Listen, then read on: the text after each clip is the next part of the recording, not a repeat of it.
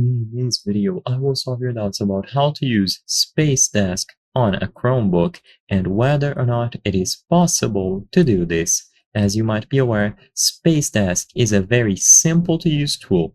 You will download a driver on your main display and you download a viewer on other devices, and this will allow you to share the main display and extend it to the other devices running the viewer. However, can you do this on a Chromebook specifically? To download Spacedesk, you must visit their official website, where you will find download links for both the driver and the viewer. However, you will notice that for the driver, it seems to only be available officially for Windows 10 or Windows 11.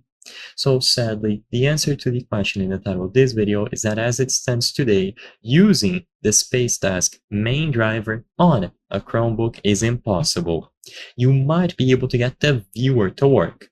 So if you have another device that you would be willing to use as the main display, you could extend that display that is running Windows 10 or 11 into the Chromebook and then use the additional display from the Chromebook that way.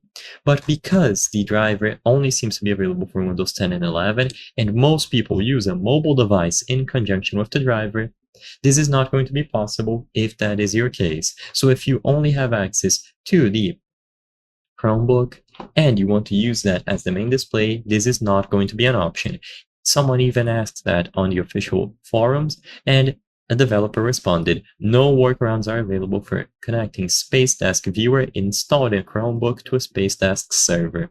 So it seems to be completely impossible. The purpose of this video is not to spread misinformation, but to let people be aware about the limitations of using Spacedesk and how it is not available as a driver for Chromebooks. You might be able to use it as a viewer, which means that you need another device running Windows 10 or 11 with the driver.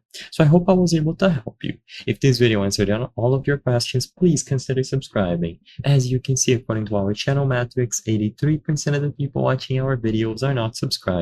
By subscribing, you can help us make higher quality videos. Thank you for watching, and I'll see you on the next one.